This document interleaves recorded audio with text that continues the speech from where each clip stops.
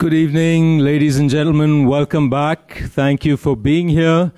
Apologies for the slightly late start, but the Gastown Grand Prix, I hope some of you caught sight of them whizzing by, is on right now. So we just wanted to give people a chance to settle down. We're so happy to be here in this theater where the projection facilities are amazing so that you can see these artists work rather than the more intimate and more aptly named World Art Studio next door.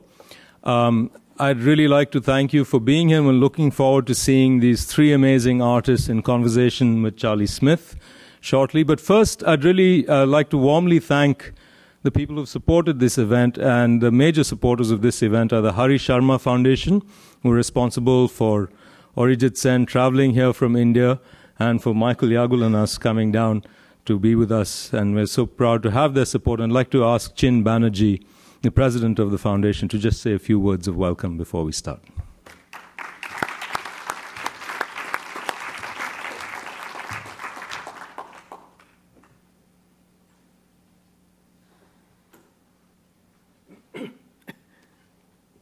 Thank you, Sirish. It's my great pleasure to welcome you all warmly on behalf of Hari Sharma Foundation to this wonderful event. I'll say that when Sirish first mentioned this, I said, look, this is very exciting. I'm very, very excited about this, but you've got to send an application and so forth for our formal process, which it did, and it took us, I think, about 5 minutes to decide that yes, we want to support this program. This is a very exciting program, Sirish. I want to congratulate you, Indian Summer, the Board of Indian Summer, for being so creative, thoughtful in organizing, bringing so many good things to us, but this one is certainly a very, very beautiful and exciting program. Thank you. And to say who we are, just a few words about Hari Sharma Foundation. This is, I was talking to the Consul General of India, who asked me, who is Hari Sharma? What is Hari Sharma Foundation? So I should explain to you who we are. My colleague, Dr. Hari Sharma, was a professor of sociology at Simon Fraser University. He passed away in 2010, but he left his estate to a foundation. He formed a foundation, Hari Sharma Foundation, and he left his estate to it with the mandate of the advancement of South Asian community, promoting its culture, facilitating its artists, and scholarship in regard to South Asia and the South Asian diaspora. We give scholarships, graduate scholarship to Simon Fraser University. We give labor studies grants. We give grants for PhD students doing research and writing, getting stuck at the last minute without any funding, and we come to the rescue and fund them. We have funded people going to India to work on informal workers, domestic workers, and so on. This is the sort of thing we do, along with we funding films, exciting films about South Asia by South Asian members of the South Asian diaspora, or actually others who have wanted to make very interesting films about South Asia. We have given grants for that. So this is the kind of thing we do, and this program is certainly, I think, one of the things that made us happiest in supporting. Thank you very much. Enjoy the program.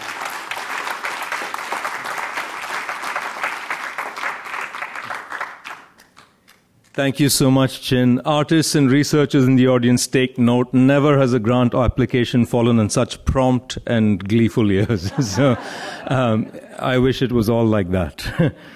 There's a few special people in the audience. Chin already mentioned Consul General Ravi Aisola, and also his wonderful wife Preeti, who's herself a writer and whose book is actually on display here. So please take a look at it. Also like to recognize two very special guests all the way from Mumbai, Subodh Sangle and Kiran Gawande from the Dabbawalas Association. I'm so happy that they're here in the audience tonight. Just got off the plane and already immersing themselves in the cultural life of Vancouver. They'll be speaking in this auditorium tomorrow. Also like to recognize Neelamjit Dillon, sitting up there in the back, a wonderful, wonderful musician. Neil's back there. We all had the privilege of listening to him earlier this week. And with that, I'd just like to invite Charlie Smith, who'll be moderating the session, to come and call up the artists one by one, who will show us their work and speak to us first, and then they'll go into a conversation. Charlie has been a major support with the Georgia Strait, and many of you would have seen it. We're so thankful, Charlie, to everything you've done to help this festival along. Thank you. Thank you, Suresh. I just want to mention I have an article about the Dabawalas I interviewed on straight.com if you're interested in learning more. It's an honor to be at an event supported by the Hari Sharma Foundation. I want to just say a couple of words about Hari Sharma myself. He's taught me a great deal about partition, about secularism in India, and I know he inspired a generation of young people of South Asian descent, and his work is carrying on in our community every week of the year. And I just want to give an applause to Hari Sharma. And it's too bad he can't be here tonight, because I think he'd be thrilled by the panel that we have. So what I'm going to do is I'm going to invite each artist up one at a time, and they're going to talk about their work, and then we'll engage in some conversation, and then we'll take questions from the audience. Our first speaker, Michael Nicoll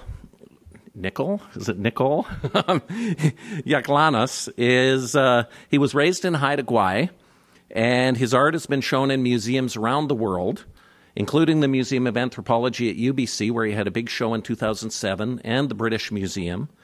He was the ordained professor in contemporary arts of the Pacific Northwest at the University of Victoria in 2011-2012. So we're talking about he's a major artist, but that'll be clear from the work he shows.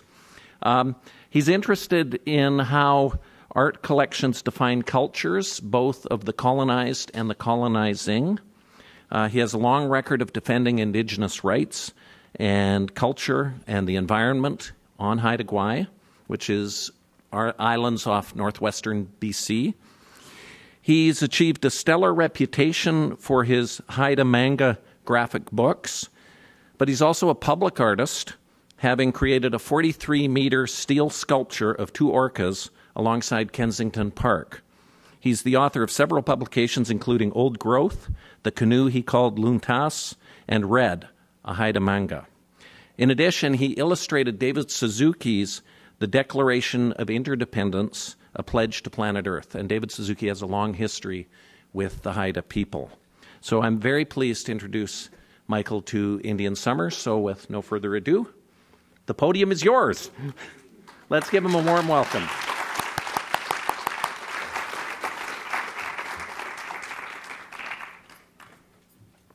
You know, one of the things about indigenous peoples is we've been called many names by many people. We used to be called Indians, and I think now we're called First Nations. And I kind of like the term Indian. And I have to say that I feel quite at home here. So it's really good to see you. I think there is some sense of solidarity between your nation and indigenous peoples, particularly here in the West Coast. I think it arises out of our common experience as people who have suffered the rather caustic embrace of the British Crown. Thank you to the organizers for inviting me here. I was asked to prepare some audiovisual material, and I think it's probably out there somewhere, and I'm going to show you two examples, essentially. And one is called The Flight of the Hummingbird. It's a book that I did a few years ago, and the foreword is written by His Holiness the Dalai Lama. So let's go back to the beginning. And we'll play a little bit of sound here, and then we're going to go into the second piece, which is called Red, a Haida Manga. And I want to talk a little bit about Red, a Haida Manga when it comes on there, and then we'll play a little bit of the music that's associated with that. But I just want to talk a moment about the flight of the hummingbird. The flight of the hummingbird is a parable that comes from South America. And the parable, when we published first in Japan, it was received quite well, actually. I think we went to number 3 bestseller one morning. We sold 20,000 copies one day, and but those are the numbers. But what I was really struck about was a small city in southern Japan. There was a particular temple where people started taking pieces of paper and writing pledges, and then they would paste it on the wall, and the whole wall was fluttering with the breeze. And it's the story. When we published in Japan, it was 10 sentences long. When we got to Canada, the publisher said, Michael, nobody's going to pay $16 for a book that's 10 sentences. You got to pump it up. I was too young to say no at that time. Now I think I would say no. But the story is, the forest was on fire, and all the animals fled except a hummingbird, which flew back to a small stream and picked up a bead of water and dropped it over the fire, and flew back again and again, a tiny bead of water over this great fire, until the bear finally said to the hummingbird, "What are you doing? Stupid? What?" And the hummingbird said, "I do what I can." And I think in terms of, Charlie has asked that we speak about our art, and I think for me, that's a real key principle here. I don't know if my art makes any difference. I don't know if it really makes any contribution to a more peaceful relationship between people. I don't know if it helps inspire us to rise up and try and put the fires that burn so deeply and so in such a hurtful way in our lives in different ways.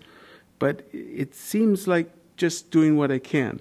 So we're going to run the Fly the Hummingbird, the first little part, and if somebody up there can see me at some point, I may wave and say, let's just stop it, so that we don't go on at great length, because of course we have our friends, and then we'll do Red. Here is the story of the great forest that caught on fire. The terrible fire raged and burned. All of the animals were afraid and fled from their homes. The elephant and the tiger, the beaver and the bear all ran, and above them the birds flew in a panic. They huddled at the edge of the forest and watched. All of the creatures gathered, except one. Only Dukduktium, the little hummingbird, would not abandon the forest. Dukduktium flew quickly to the stream. She picked up a single drop of water in her beak. Dukduktium flew back and dropped the water on the fire. Again, she flew to the stream and brought back another drop, and so she continued, back and forth, back and forth. The other animals watched Dukduktium's tiny body fly against the enormous fire, and they were frightened. They called out to the little hummingbird, warning her of the dangers of the smoke and the heat. "What can I do?" sobbed the rabbit. "This fire's much too hot. There's too much smoke," howled the wolf. "My wings will burn. My beak is too small," cried the owl. But the little hummingbird persisted. She flew to and fro, picking up more water and dropping it, bead by bead, onto the burning forest. Finally, the big bear said, "Little Dukduktium, what are you doing?" Without stopping, Dukduktium looked down at all of the animals. She said, "I'm doing what I can."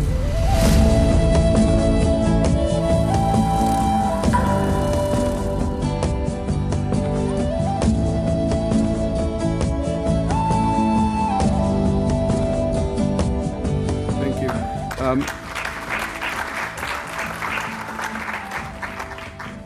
The animation is based on my drawings, but the animation is done by my nephew, Chris Octor. Flight of the Hummingbird really speaks in a very deep way to the structure of my particular community, the Haida Nation. And it is quite different than that, I think, of the Canadian, of how Canadian society is structured. In a Haida society, we have notions of the individual's duty to be engaged in the day-to-day decisions of the community. There is a word chief which is used to describe the political structure of my indigenous community, the Haida, and it's really quite misleading. It's so difficult to take concepts and translate them across through cultural and ethnic borders. They don't just translate very easily. It is not a Western king with ultimate powers who resides in a castle on top of the hill who will come down, and if he wants your son for war, he will take your son. Or if he wants your daughter, he will take your daughter. Or if he wants your fatted sheep, he will take your sheep. It's not like that in indigenous society. We do not, in our leadership, we do not have the power to compel. We cajole, we seduce, we earn, we trade our rights to sit, if we will, at the podium, totally dependent on the support of the people in the community, and that support can be withdrawn any time. So decision-making is quite complicated, but it's also quite intimate, and it's not an imposition. Now, the next one I want to show you, Red, a Haida Manga, is a true story, and it's true. Red, the hero in the story, is a leader.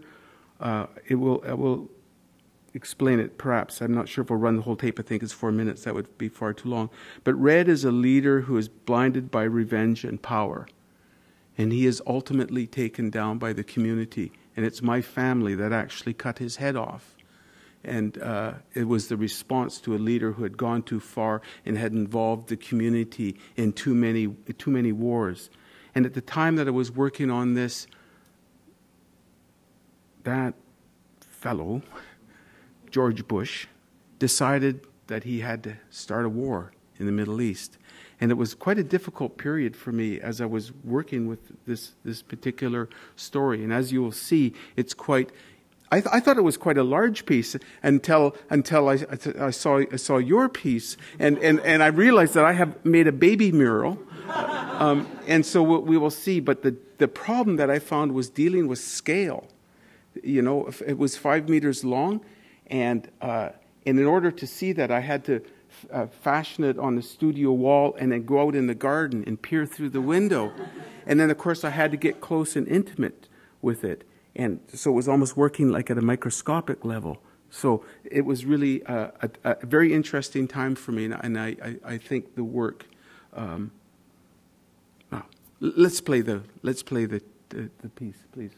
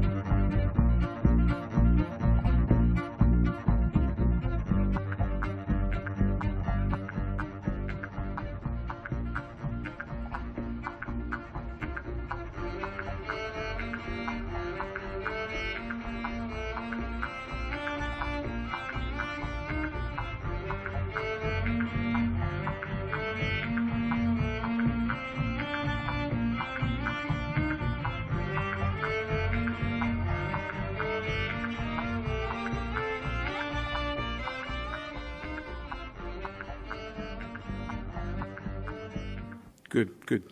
I had asked them to stop it at 2 minutes, and I was turning on my phone to try and track it and realized there was no way I could. So thank you very much.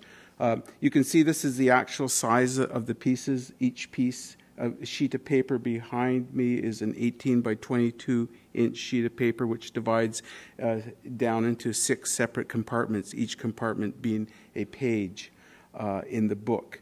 The whole piece was designed so that readers could take 2 copies of the book and cut it up. And I know that the librarians are quite distressed with me, but honest, we can make more books. Don't worry about it. It's not like an original object. And the idea is to try and encourage people to become more engaged, much as the hummingbird says, I do what I can. I want people to actually see themselves as artists and as people who are constructing new visions of the world.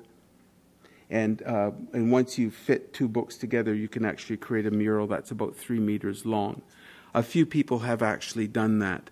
And we're gonna end with just music by Chris Dirksen.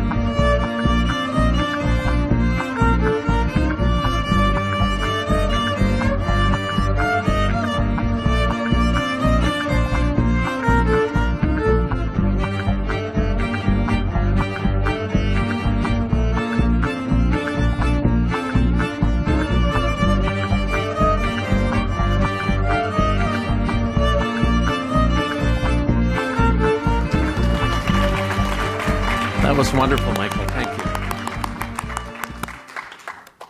you. I know Hari Sharma was an admirer of Arundhati Roy, who was in Vancouver not too long ago. And as I introduce Delhi-based Orijit Sen, he is to graphic art in India what Arundhati Roy is to words. He's an activist. His 1994 fictionalized book, River of Stories, is an account of resistance to a huge dam project in Gujarat. As our writer John Lucas pointed out in an article last week, Orijit's book was published 7 years before Joe Sacco's Palestine, kind of really implanted graphic journalism in the minds of the West. Joe Sacco, I actually interviewed him here, and he did one of these big books that Michael just described about the First World War. And Orijit's work kind of is reminiscent of that and others. Since then, he's created the Punjab mural, and you can see a smaller version, which is still huge, in the Woodward's atrium. It's 20 meters by 75 meters, and it's magnificent, inspired by a Mughal painting. And, you know, it's drawn comparisons between him and Michaelangelo. So we're in the presence of greatness. And he's laughing and being humble, but this is actually what people are talking about. He's a phenomenal artist. And if there's any question, you just have to go down to the Woodward's atrium and you can see it. So I could go on and on and on, but he's come all the way from Delhi. So I'm going to cede the podium to Orijit Sen, and welcome to Vancouver. Let's give him a very warm Vancouver welcome.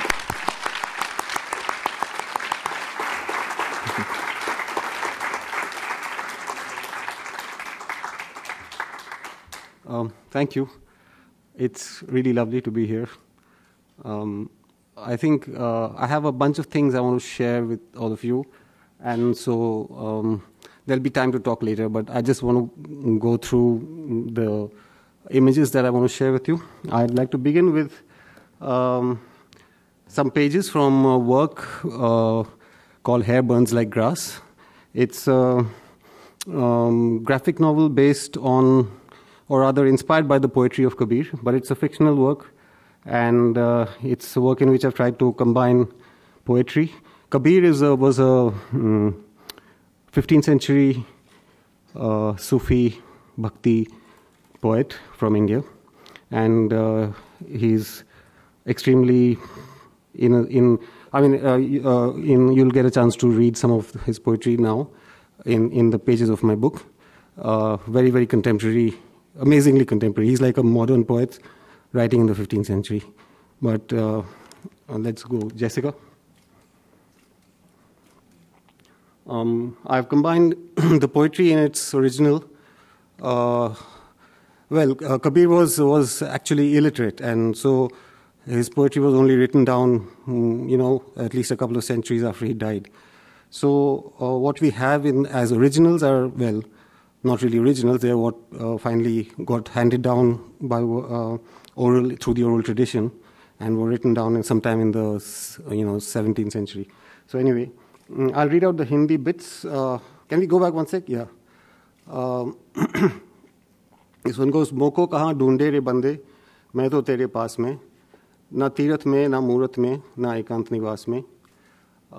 Main to tere paas mein bande, main to tere paas mein. I mean, basically he goes on to sort of describe the sense of being connected to the infinite and the absolute, and he takes the voice of this absolute spirit and says, where are you looking for me? I'm right here with you. You don't need to go looking in the mountains and in the temples and in places of worship, because I'm with you all the time.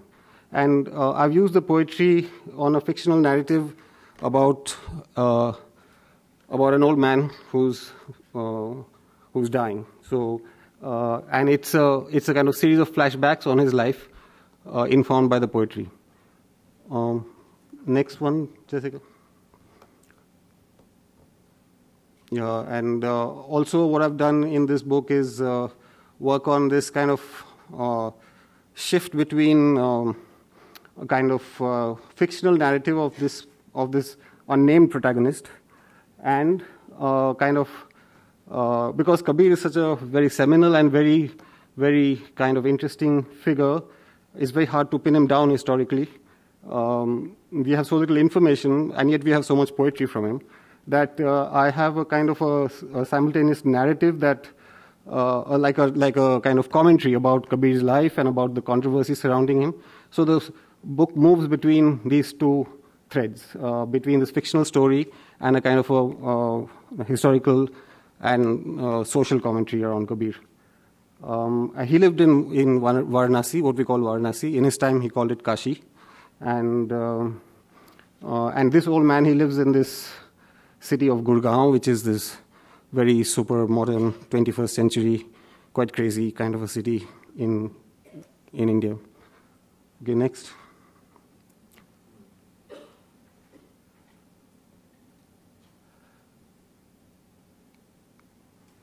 And the story kind of revolves around his interactions with a woman who's taking care of him. She could be his daughter.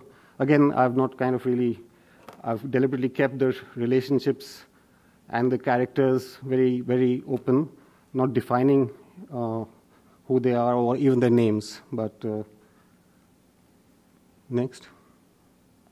I hope you can read the text, but we won't be able to go through with the detailed reading, but just to give you a sense.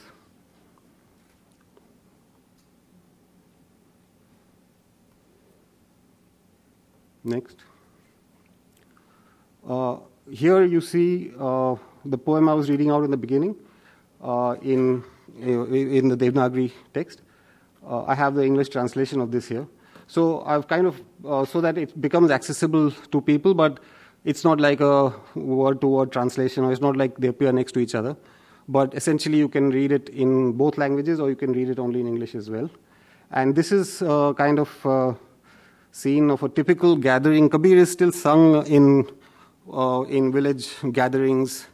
The poetry of Kabir informs. It's a very, very folk kind of tradition, and it's a very fascinating tradition where people gather at nights. Sometimes they have night-long sessions of singing and sharing the poetry. So this is like a scene from a typical Kabir gathering.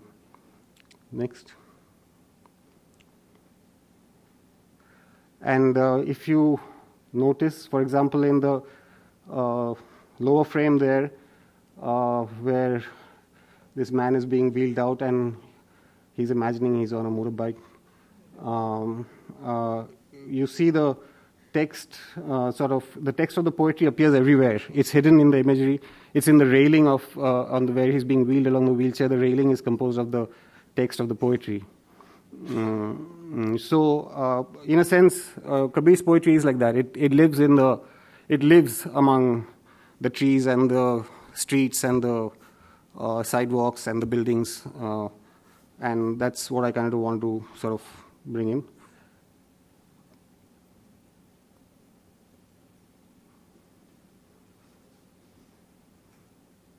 can I go back one sec? I just want to, the woman, she's holding a lotus, like a little lotus pond in her hands, and the paisley print of her sari is kind of flying out of the frame. And when we go to the next page, the print turns around the page and becomes actually legends of Kabir. What I find very interesting is where there are no histories, where we don't have documented and agreed upon notions, and Kabir is one such figure. There are lots of stories and legends that come in to occupy that space, where that space left blank by historical scholarship or authoritative versions.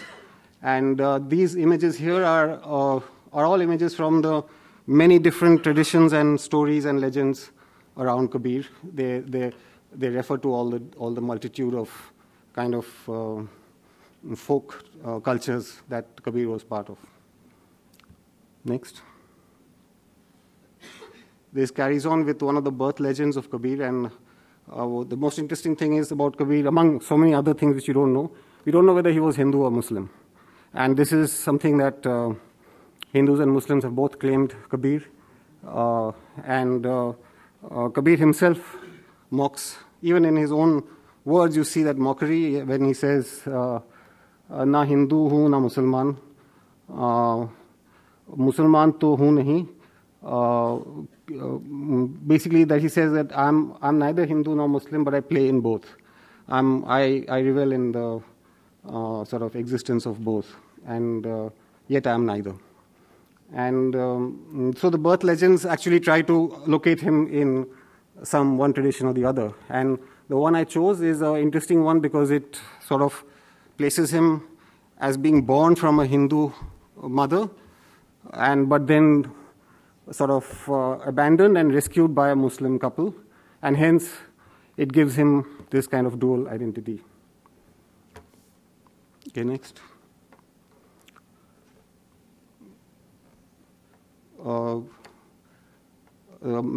Just a word about some of the metaphors, like the cutting of the kite.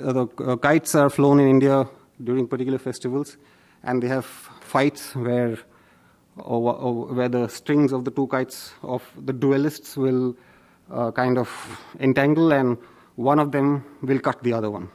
And here, I mean, it's very, very. So here, this is a view of the Ganga and Banaras, and we see the kite flying that's going on. But at the same moment, the protagonist. This is like Varanasi in the 1930s, let's say. The same old man, it's his kind of childhood. And at the moment he discovers that his mother has died, the flying kite gets cut, and it's kind of refers to this very strong moment in his life. Next. The Varanasi, and in Hindu families they shave the head when somebody in the family dies, and he goes to light the funeral pyre of his mother. Okay, next.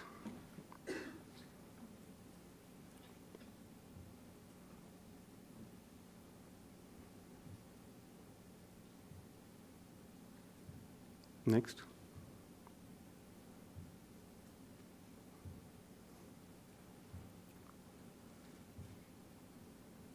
Next. Kabir's poetry appears like in the form of moths.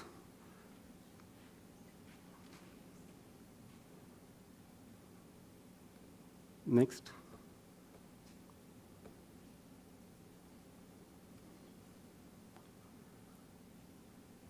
Okay, next.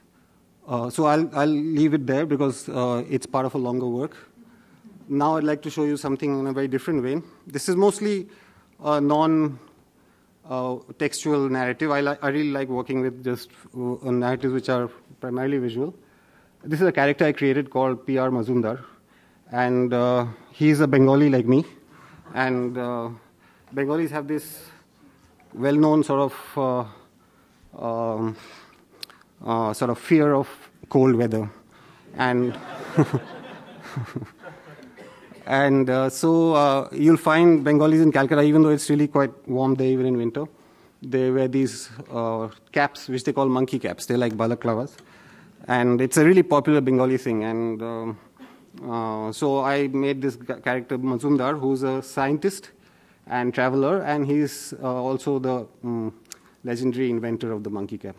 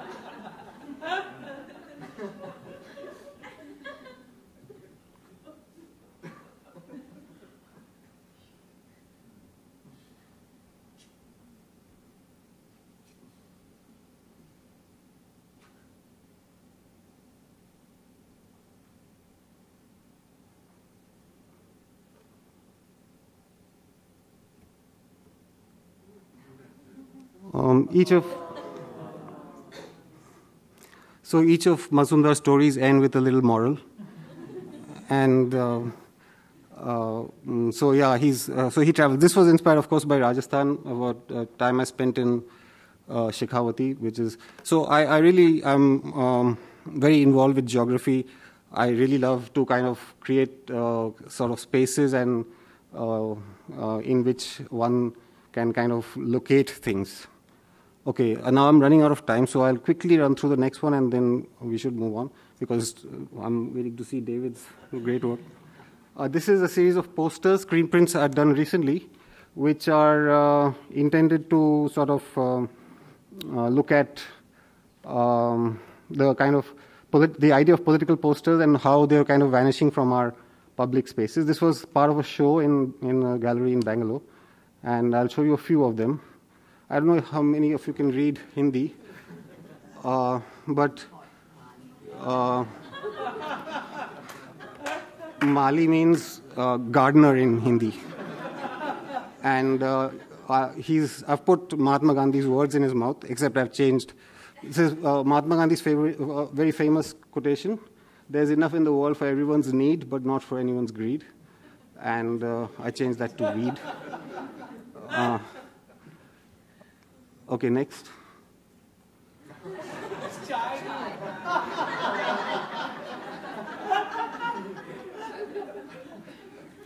And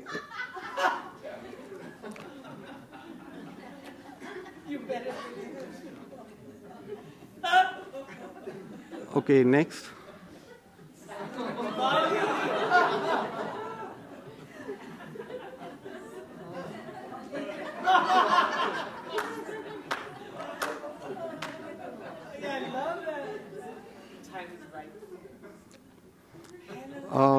This is, of course, a take on the Helen of Troy story.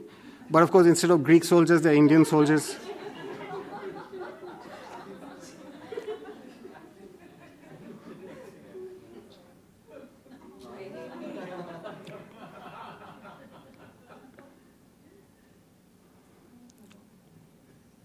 Okay, next.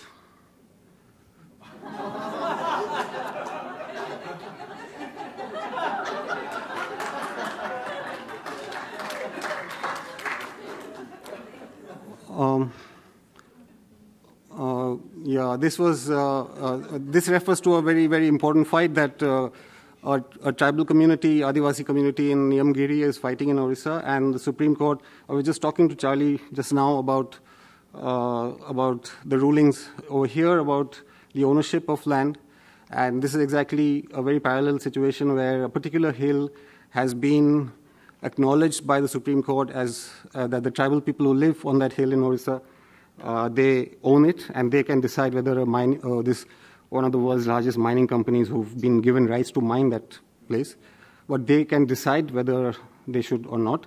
And recently, unanimously, the tribal community, council of the community voted against the mining, and they've defeated them. So this was a poster to kind of inform people about it. You see the website. These are the guys who I did this for, and to let people know that it's possible to win against giant corporations. Just a handful, a small community of tribal people fighting them. Okay, next. This is a campaign for the release of Vinayak Sen, and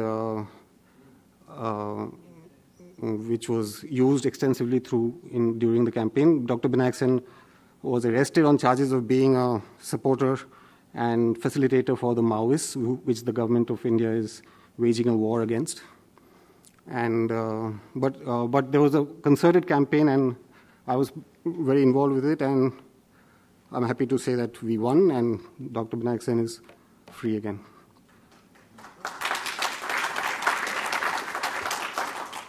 Okay, next. This is just a piece I did I like cooking very much, so I thought of combining the two things I really love, which is drawing and cooking. And I'm going to make this is part of a recipe book that I plan to make of dishes I make myself, which are partly my inventions and partly stuff that I've learned. Okay, next. Next, Jessica? Yeah. And this is the last thing I want to share with you. It's a sort of semi-autobiographical thing about the kind of reactions that I get traveling on the Delhi metro about you know how in India people very respectfully will call you uncle. But it also is a way of putting you in your place. And so this was kind of inspired by that. Okay, next.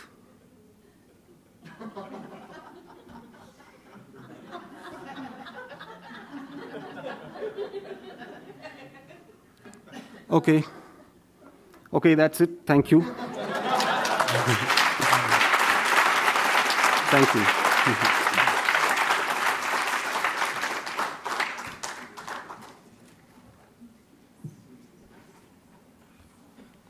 That was magnificent, Uncle Orijit, and I say it with the utmost respect.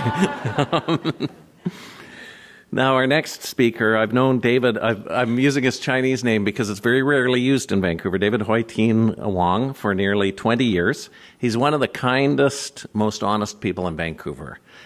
He stands up for minorities. He has a long record of that, whether it's the First Nations people. He's been adopted by 4 or 5 First Nations. He was a witness at the Truth and Reconciliation Commission. There was a documentary done about him on CBC by Duncan McHugh. David also stands up for the environment. He's fought to save the frogs. I met him when he was saving the trees at the Fraser View Golf Course, innumerable other causes. He stands up for the LGBT community, for seniors facing evictions in the downtown east side and in Chinatown.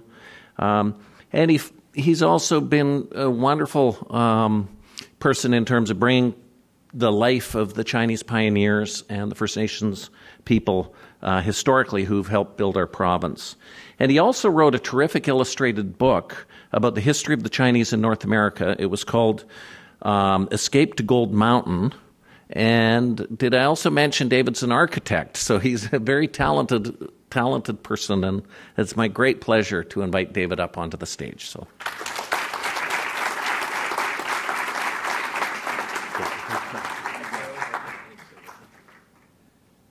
I don't know if I can live up to all that. It's all made up. I'm so honored to be here. Thank you, Indian Summer Festival. I don't know how I'm going to fall in the shoes of these 2 great artists. Amazing. Well, okay, I prepared a little movie. It's actually to go with my slideshow that I usually present to students. So I'm not going to talk about the actual presentation. I'm just going to let it run in the background while I just speak about some of the work that I've been involved with. As Charlie said, I am a Canadian fifth generation and very proud to be Canadian. And what I wanted to do was to figure out a way how to reach out to people about racism. And I've always thought that if I were to talk to people of my generation, it's almost a lost cause. It's not because they don't want to listen. It's because they're struggling to feed the family, to make sure the kids are looked after and just looking after everyday living. I felt the way to reach out about this difficult topic was to reach out to the young people. So after years of complaining and belly aching about why isn't that people think my family are new arrivals to Canada, when we've actually been in North America since the 1850s, that I get really upset when people say, why don't you go back to where you came from? So I finally figured out the way to do it is I'm going to try now to reach out to the young people. And I put my little architectural practice aside, and I thought that what I'm going to do is talk about things that maybe that would capture their attention. Comic books. First thing I did was I tried to reach out to people. This is a real report card, by the way. Right? And I don't think teachers do that anymore. They probably get fired, but this is when I was in grade 1, just being promoted to grade 2. So I want to talk about empathy. That little report card, I asked students, how many of you have difficulties in school, and how many of you actually, have a difficult time keeping awake and staying awake and all this other stuff. And what I want to show them was empathy, that I too was a young person at one time. So I remember growing up in Strathcona, the most difficult part was not getting in trouble. My grandparents would be working, my mom and dad would be working, and I was one of the most mischievous, most rotten, and I can tell you, I was a bad kid, really bad. I got in trouble all the time. So what happened was that my parents used to lock me up in the house because I would get in serious trouble all the time. I discovered this box of comic books from my Auntie Lynn. And Auntie Lynn had all these comic books, the Donald Ducks, the Archies, and all these great comic books, which I read and thoroughly digested until I'm stuck with these really boring comics that had this topic which I didn't really care about. It was written by it's called Classics Illustrated. How many here actually have seen Classics Illustrated comic books? Yeah, about a third? Great comic books. They took classic stories and translated into comic book form, comic books like Uncle Tom's Cabin. And I remember picking up Uncle Tom's Cabin, and it was the first time I realized that there's this dislike for people who were of African heritage.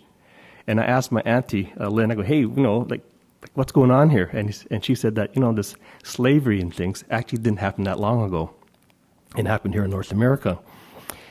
That's when I learned about comic books. Actually, is a great way to learn because I learned about ancient China through Marco Polo. I learned about the French Revolution, through A Tale of Two Cities.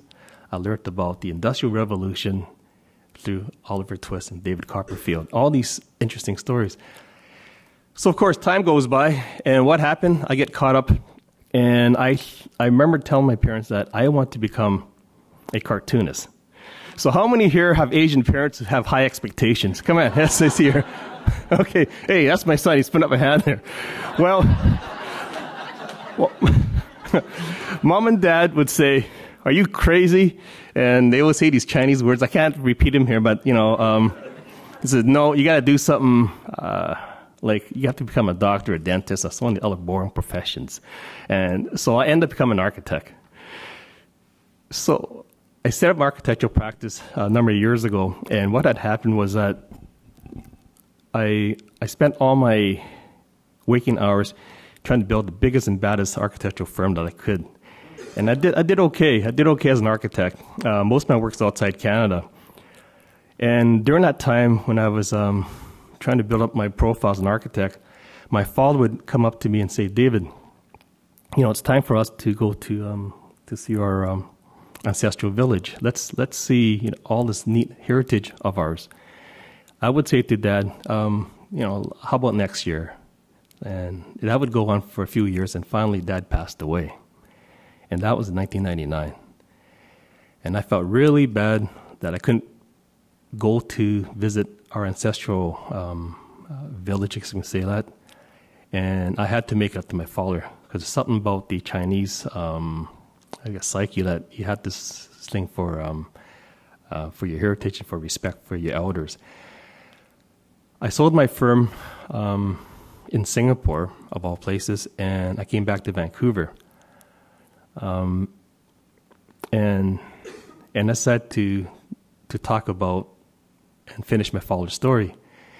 It was going to be a story about our family, about how we struggled from California, from the gold rush days, how we were almost exterminated because of the racism that occurred 100 years ago, and how we were pushed out of the U.S. and up the Northwest and end up in Victoria, and how we finally managed to come to Vancouver. So that's where the story started.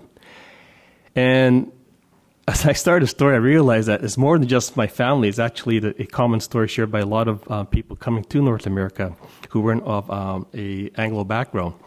And it grew to become a story about the Chinese in Canada, and eventually a story about the Chinese in North America. The original story that I want to talk about was about our family, but I realized that it was more than just a story about the Chinese experience. It was a book about racism. And how do you reach out to young people and talk about boring and difficult topics?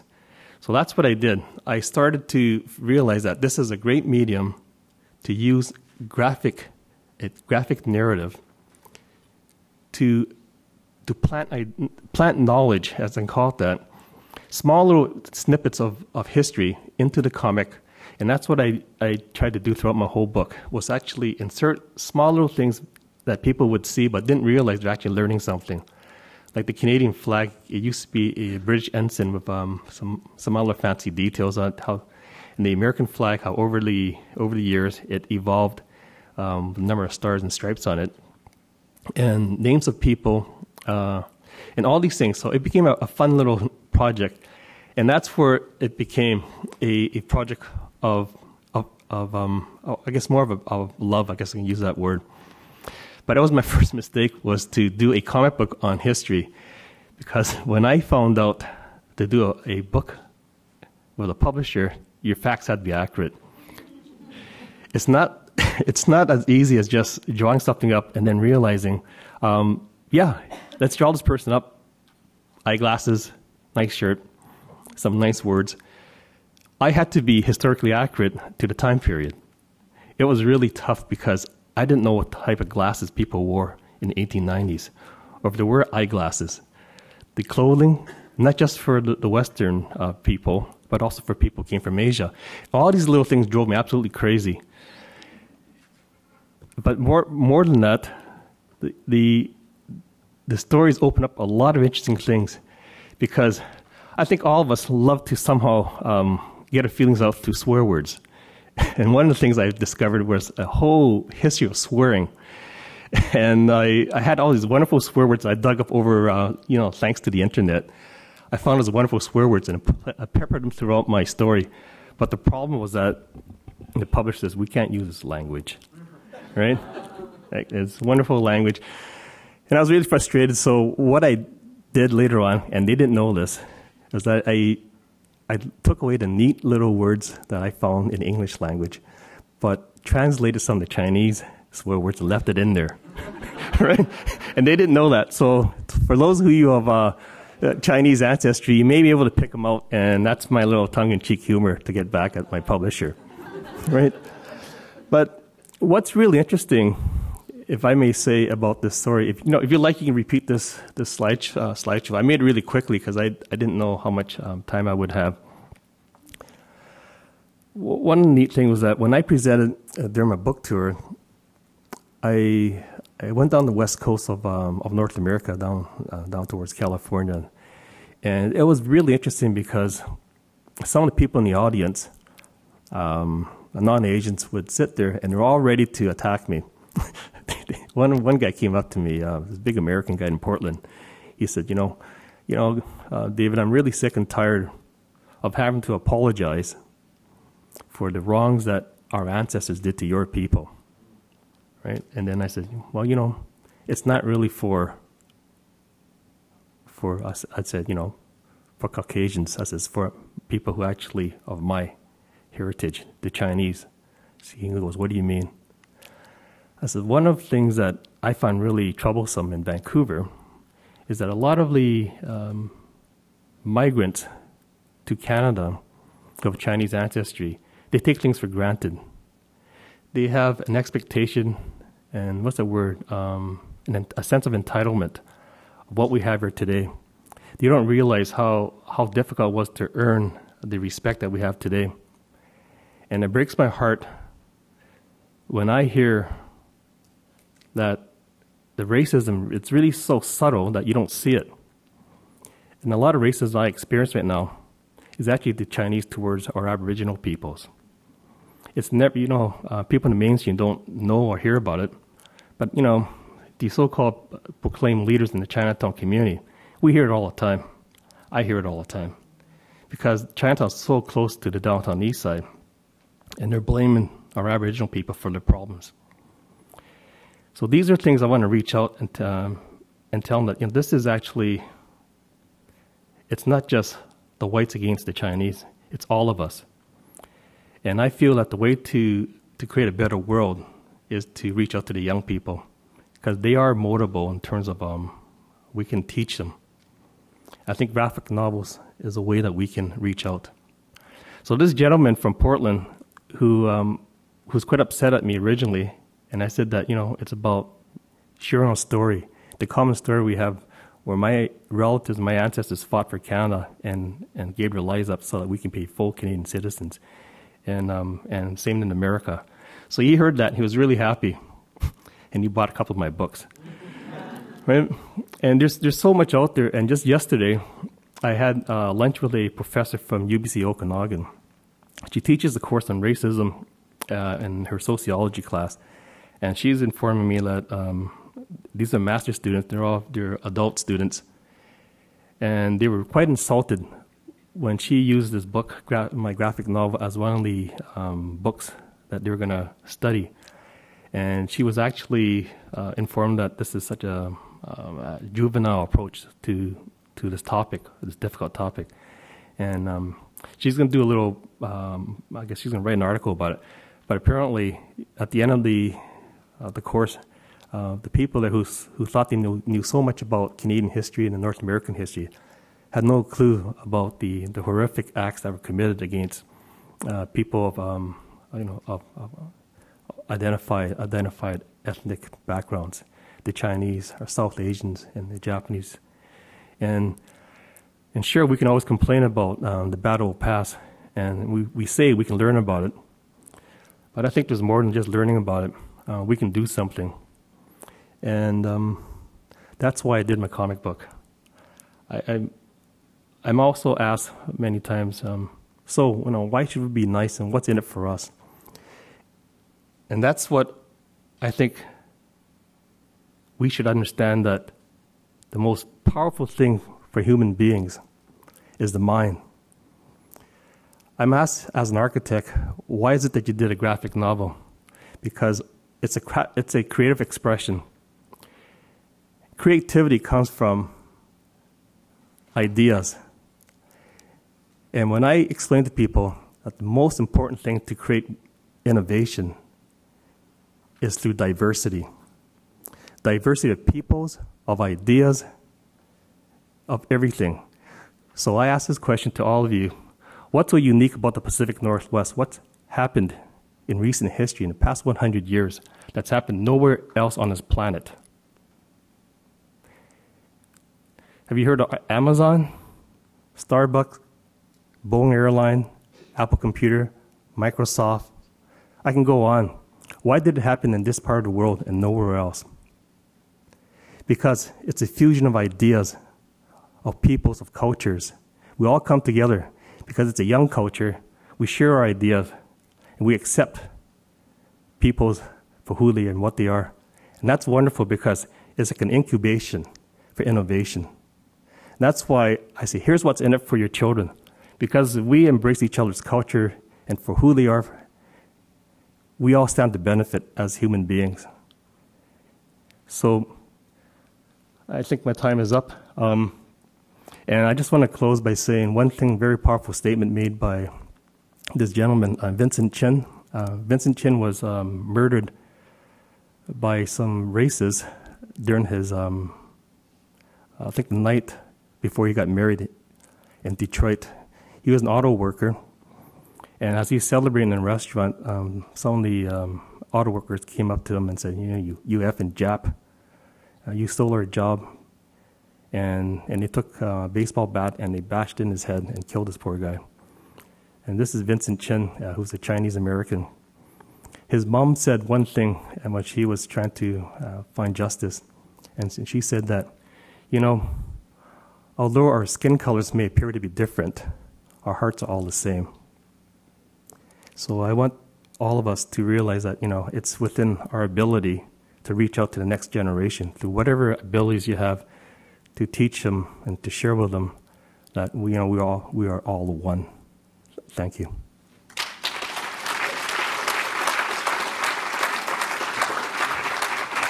Grab a seat. Okay. Thanks, David. That was a wonderful presentation. Now, if I could invite Michael and Orijit up on stage, and the three of you can chat about each other's art, and we can learn some more. And I do recommend David's book. It is an excellent history.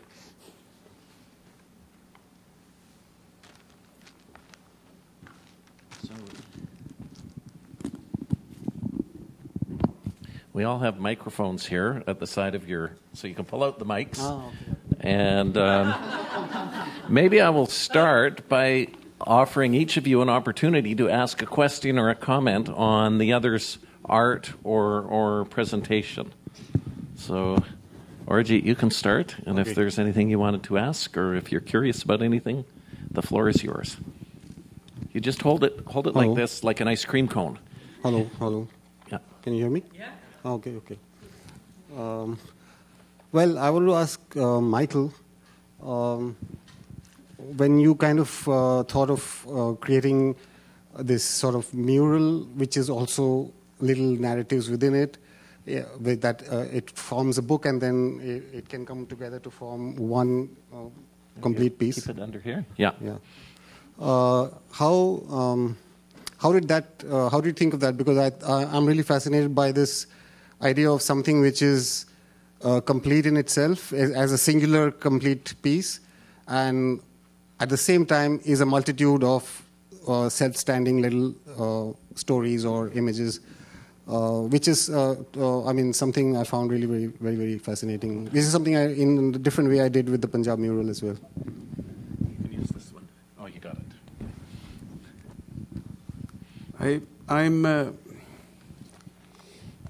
my family's been making art for a long time. We had my great-grandfather's exhibit at the Vancouver Art Gallery, Charlie Eden Shaw, and my uncle's got pieces at the Vancouver airport. And so I come from a family that's much about art and makes our living out of art. Do you want to say who that uncle is? Oh, Bill Reed was adopted by my grandmother, my great-grandmother's sister. Don't get Haida's talking about genealogy, because we just go deep there.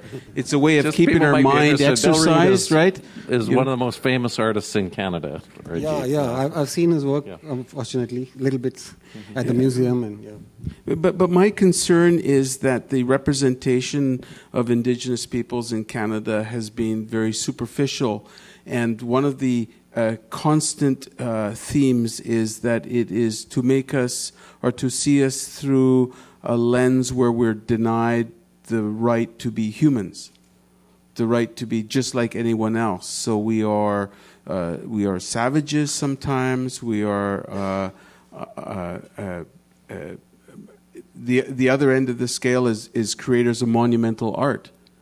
And somewhere in the middle, regular people in the community who make their life maybe putting food on the grocery shelves or sweeping the floor or working for wages are lost. And it seems to me that in my grandparents' time, this is a long way around. I'll try to get to point. But in my grandparents' time, they refused to teach my mother how to speak Haida because they said it's too difficult to be an Indian person in Canada. And because at that point, the measure of what was accomplished and good was an Indigenous person who had left their culture behind to become a Canadian.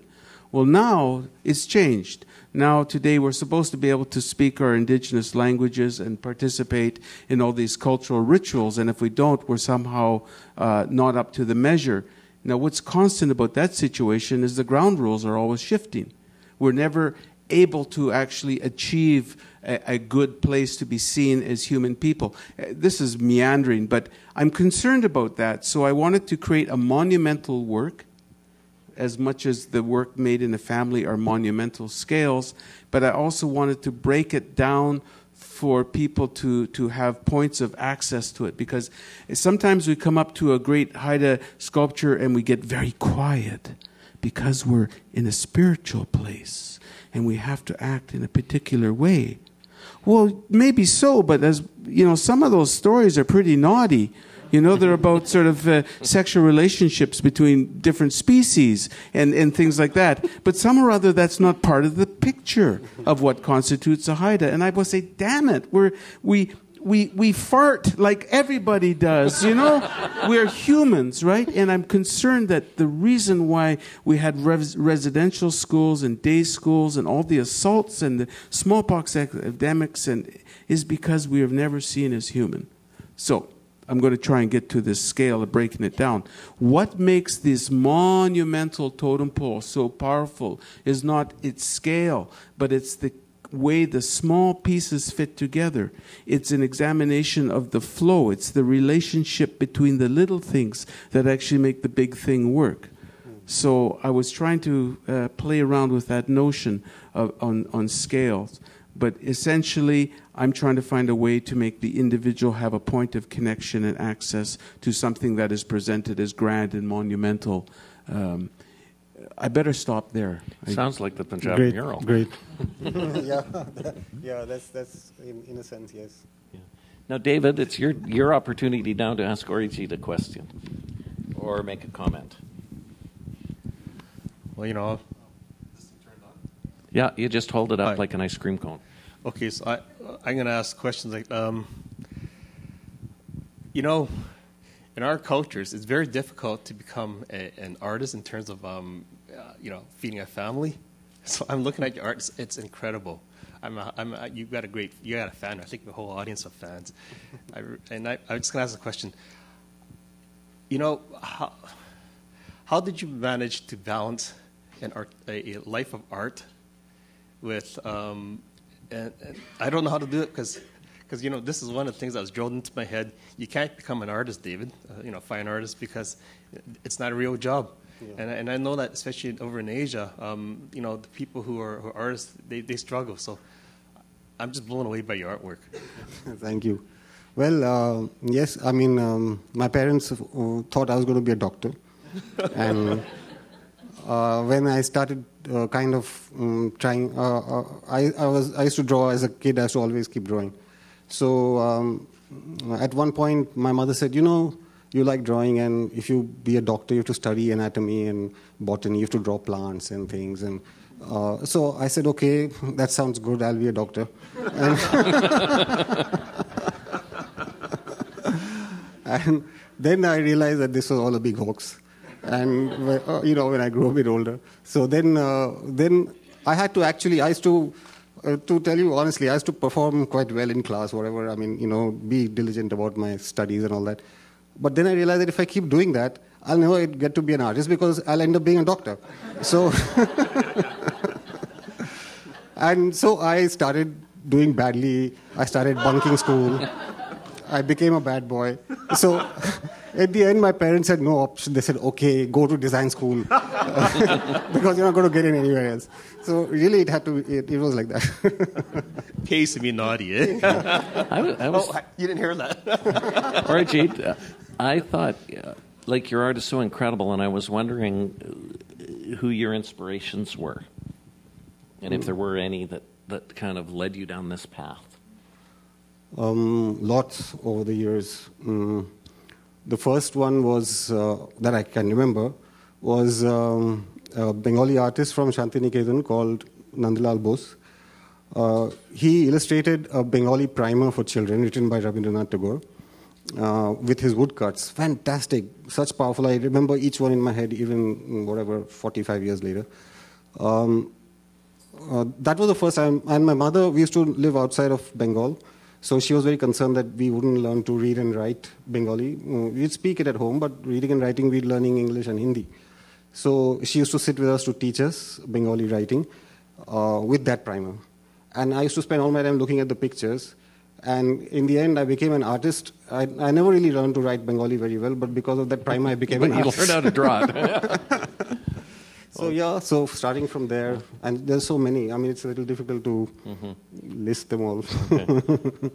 So, Michael, do you want to ask David a question about any aspect of what he's been doing? Yes, I guess it's a question for all of us here, and it's a question as well for the audience to consider.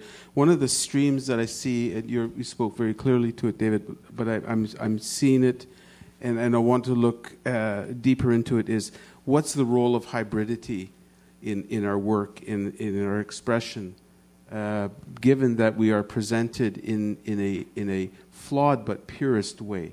You know, where you're a Haida, therefore you're this. Oh, you're a Chinese, therefore you're this. All these kind of Reader's Digest condensed simplistic versions of who we are as complex people. And you spoke very lovingly to and made the point about Microsoft and all these corporations that come out of hybridity, I would think. And maybe you can talk a little bit more about that. I think it's a critical point. Well, thank you, Michael. Politicians always think there's a way to create an economy, as they call it, by artificially creating things, but they don't value what we have up here. And that's a strength. And when we talk about hybridity, they don't see the value because no one's ever showed them what really comes out through what they want to call as, they call it diversity or multiculturalism here in Canada. But there's more than that. They don't understand the value behind this. We need to have leaders that have good advisors that explain to them why it's important for us to have this fusion of people and ideas. We look at biodiversity. We look at the value that comes into medicines, keeping things alive, because we never know what comes out at the end. We don't know if this little bug down this, or a little frog. I love frogs. This little frog will create a brand new medicine 50 years from now. We don't know that. But if we don't try, we won't know. So when we talk about hybridity, right, we've got to explain somehow to our elected officials, elected leaders, that it's important for us to nurture each other, not by demanding us to be nice to each other, by saying, racism hurts. I mean, we know that. And they have these stupid commercials, spend tons of money, put these commercials out and say racism hurts. But they don't tell people what's in it for us. Because unfortunately, people are almost selfish in the sense that, really, what's in it for us? You tell them, what's in it for us? Well, our children, the future of our children, that's what's in it, because we can be really, really great as human beings. And that's what ends hybridity, if we can call it that, that the fusion ideas. And it applies across the many disciplines. Yeah, there's an interesting book on that topic, actually, Michael. Leonie Sandercock, who's a UBC planning professor, wrote a book called Mongrel Cities, and it was about how the cities we are becoming. But she could have called it hybrid cities, but the mongrel dog is very strong, and so that was what. And she looked at it from planning perspective, and it's very intriguing. So, David, it's now your opportunity to ask Michael a question. Be nice. Be nice. Be nice. Simple question. Well, I was as an architect. I remember I was trying to do a thesis thing. This is many, many years ago, and we're looking at the architecture of the post and beam and how it goes back to Chinese post and beam architecture. And I look at that, and I'm just curious. When I speak to my First Nations friends, they all believe in a creation of a greater spirit that comes, that it actually comes from, how do I say this now? The culture spawned from Turtle Island, from North America. Right? I don't know where I'm going with this question, but what I'm trying to say is that do you actually see a lot of the similarities between, I guess, Chinese art and culture with First Nations art and culture, and specifically Haida work? Okay, thank you. That is not the easy question. I was hoping to be something like, are you having a good day? And I would say yes, and then Charlie would step in. The two things I want to talk to, sorry, one is the primary connection that I see between this part of the world, Haida, and Asia is Japan. And that's because of my own family history when it was a particularly difficult time to be a person of color here. Japan was actually a refuge for Haidas who were working on sailing ships. And as a matter of fact, one of my ancestors went over. He had a wife. She was not a pleasant person to live with. And he was happy to go out on these sailing ships for 6 months. And he never came back once. And his brother, Jimmy Harris, was worried that the family honor would be offended, and he went to Japan to find George. George had fallen in love with a Japanese woman in Hokkaido and Hakodate, and he wasn't coming home. So Jimmy Harris got him drunk, shanghaied him, and brought him back to Masset. So this is a big story in the family, and I want to go to Japan to say maybe I've got some relatives there. But so Japan, there was this relationship, close relationship. Let me use the opportunity to talk about the houses, because as an architect you may be interested.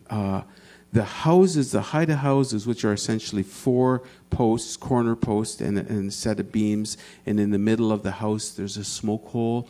It's called the glimmet, and right down below it is the fire pit. The house is actually engineered to reflect a cosmic map. The front of the door always faces the ocean. And consider for a moment how you're all sitting in this way, side by side, and you're looking this way. In a village, this would be the same template we use for the house, where the doorway of the house faces the ocean, because this is where creativity comes from. And our life only begins once we enter into the door of the house, because the house becomes ourselves. And the heart of the house is in the center. And when we die, as regular people do, we will take the walls apart at the back of the house, and we will have our body will be packed out, because from creativity through the life in the house and then to death behind us in the forest. Now, if we're a person who is much concerned about spiritual matters, when we die, instead of having the house taken apart and our body taken out the back door, some of the people will climb up on top of the house and lower ropes, and our body will be tethered to these ropes, and our body will be pulled up, because that's representing a whole nother vector, if you will. And that's the world has 10 levels stacked above them and below us. And below us are fishes and whales, and particularly we're interested in creatures that can fly and be in the trees and can also dive in the water, because they have this power to go through the different worlds. So here is the world, a cosmic thread perhaps, and then there's this other one which is creative thread. The other one, my friends, is the one that you share with the people sitting next to you. On each side of us, we have this social thread. In our life, our center, our balance in the house is our very center of ourselves. And it's when we find ourselves in proper relationship to creativity, to society, and to other creatures. And so the house itself reminds us, and who knows, chicken or egg, it doesn't matter to me, but it reminds us it's a tool, a teaching tool. Pretty heavy, man. One of the things we could have gone for, are you having a good day? And I could have said yes.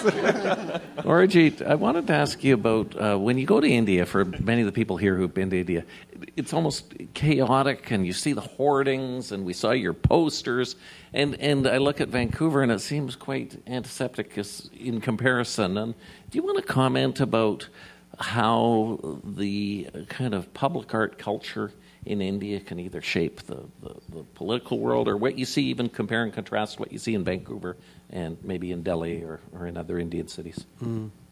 Yeah, well, I mean, that's obvious. I mean, that's one of the really strong contrasts that I experience on the streets of Vancouver and Delhi.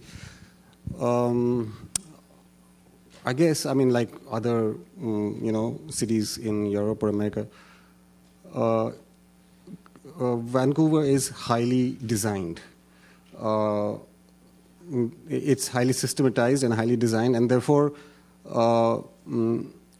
what happens is, I would say, there can almost be a kind of oppressiveness of design, because everything is so. In India, there's a lot more, in cities like Delhi, Calcutta, Bombay, there's a lot more kind of spontaneous art created by not people who already know the rules of composition and typography and color and et cetera, et cetera.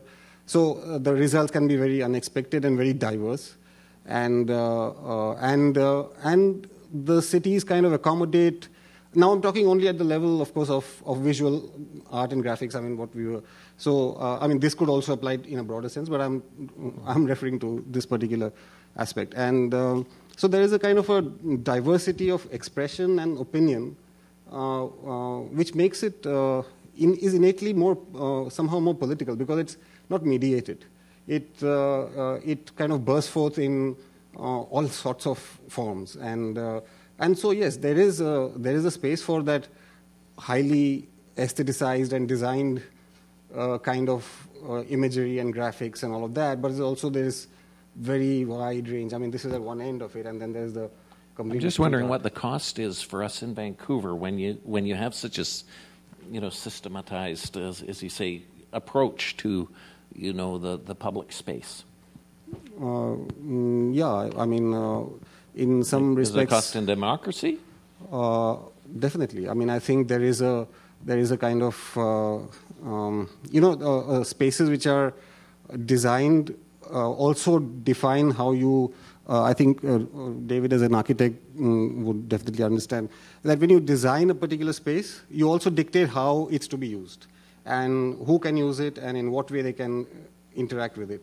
And while spaces that are claimed, I mean, the streets of Delhi and Bombay are full of claimed spaces. People who claim it are maybe temporarily occupying that space, or maybe struggling to keep that space, might get thrown out tomorrow.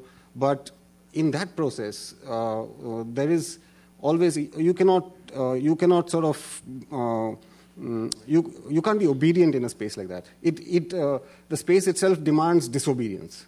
And I think that's a good thing. Yeah. Okay, now it's your opportunity to ask either of the panel any questions that might be on your mind, or any comments about what they're doing. Yeah. I mean, David, I haven't had the chance to look at your book in great depth, but I really like the way you've kind of, it's obviously in some ways an architect's eye, because I can see the sort of perspectives and the way you kind of choose a particular angle of view and things like that. I mean, do you think that kind of storytelling in through images? I mean, where does your sort of perspective on how language and your because as I was mentioning, I mean, I'm particularly kind of fascinated by geography, by location, by space, and the meaning of that space itself in which something. Some event occurs, which I might depict in my story or whatever. But the space, or what would normally be called the background, is to me sometimes more important than the foreground, than the characters who are in the foreground. So, I mean, do you see that? I mean, I'm interested because I would think that as an architect you're very concerned with space and with geography and so on. Orijit, well, you're right, because when I talk about space, the most difficult thing about an illustrated narrative is to engage your reader and create that wonder. What's going to happen next? Sort of lead them. So you sort of purposely structure your images, and there might be a shadow behind a wall, and you know that something's going to happen. That anticipation. I'm new at this. I'm a baby in terms of doing graphic novels. I got 2 masters here, and I'm looking at this, and I'm looking at. I saw yours. You got beautiful. You're looking at your angles, looking up, and it creates drama, and it accentuates, and exaggerates the mood and these things. And I found that I haven't learned that yet, so I'm going to study, maybe work on another graphic novel. But as an architect, I love drawing buildings, and for me, the background in my stories, I had a lot of fun doing in the beginning because I had more time. I felt that I had a few years to work on it, so I spent a bit more time creating the backgrounds in my story. Towards the end, I realized I ran out of time, so the background suffered, right? So that's one thing I talk about reality. This is what happened. But as an architect, I haven't learned the really good techniques of expressing, using the background to really tell the story. But you're right; it's absolutely very powerful because there's one image that sticks in my head. I think there's a graphic novel called The Listener, or whatever it is. And it's a person standing at the door, and the light from behind this person casts a long shadow of this person standing at the door. And it creates mystery, intrigue, and all that sort of stuff. And it's just a very simple black and white image. And that's it. It's the art of understanding backgrounds. Well, David will have an opportunity, as will everyone in the room after we're through, to buy Orijit's books and the others, the other panelists as well, out in the lobby. We just have a couple of minutes left, so I'm going to ask each of you just to make closing statements of a minute if there's any final thoughts you have, and I'll start with you, David. Well, I talk about diversity and biodiversity, and again, we have to sort of understand what it is that we're all talking about all the time, because we're talking about difficult topics, racism and things like that, and it's really hard to convey these messages to people who really have not experienced some of these things. So I don't know how to express this, but you can't say empathy and things like that. But all I'm trying to say is that we have within each of us the ability to share knowledge, and I want to encourage all of you to sit down at the table, ask your children, your grandchildren, to ask your elders in the family, why did you come to North America, to Canada? What were their stories? What were their backgrounds? Because through that simple process, we start talking, and I think that there's an appreciation for the younger generation to understand there's more to life than just television and internet things. So I just want to encourage more dialogue around the dinner table. If that's of anything, it's a story that's important. Okay. Michael? What I've wanted to explore with Red is challenging the notion, and I think this speaks to the situation of how institutionalized or controlled the societies are in North America, where the specialty tasks of engineering the spaces we live in is not our own. Somebody else will tell us what is our relationship to our space. And I see that in comic books or graphic novels where there's these very clear rectangular spaces, and everything that's important in the story takes place within those spaces. And so with Red, I wanted to say, no, they're true that those spaces are important to us, but they happen within the context of a bigger world that happens around us. We're part of a bigger process. And so in Red, sometimes the lines between the panels, which we call the gutters, sometimes they're very thin. And other times they get huge, and sometimes the pictures become submerged in these events, just like we become submerged in events in our society or in the world. And I wanted to examine a way to honor the fact that we have relationships to one another and to things that actually are bigger than us, where they really speak to our own personal insignificance. And so that's what I've been playing with in Red. Just one final note. I'm concerned that in our society we become so specialized that we are no longer responsible for ourselves or for our community. And that is the striking and dangerous characteristic of a democracy, which says, become engaged, but please only once every 4 years. And then once you're out of the ballot box, get back into line. I think we need to be very alert as citizens that our role and responsibility is to stay engaged with the world around us. Thank you. And Orijit? I think Michael just took the words out of my mouth. Okay. You want your speaking notes back? Okay.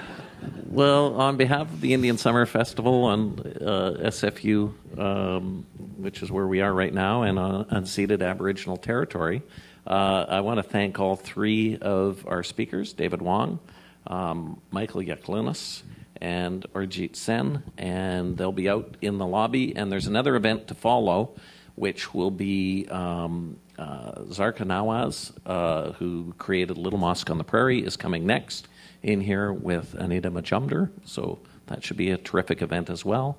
And I'll pay a final tribute to Hari Sharma and the Hari Sharma Foundation, because I'm a great admirer of Hari Sharma, and I'm sure many people in the room are as well. So thanks again for coming, and I hope you continue to enjoy the festival.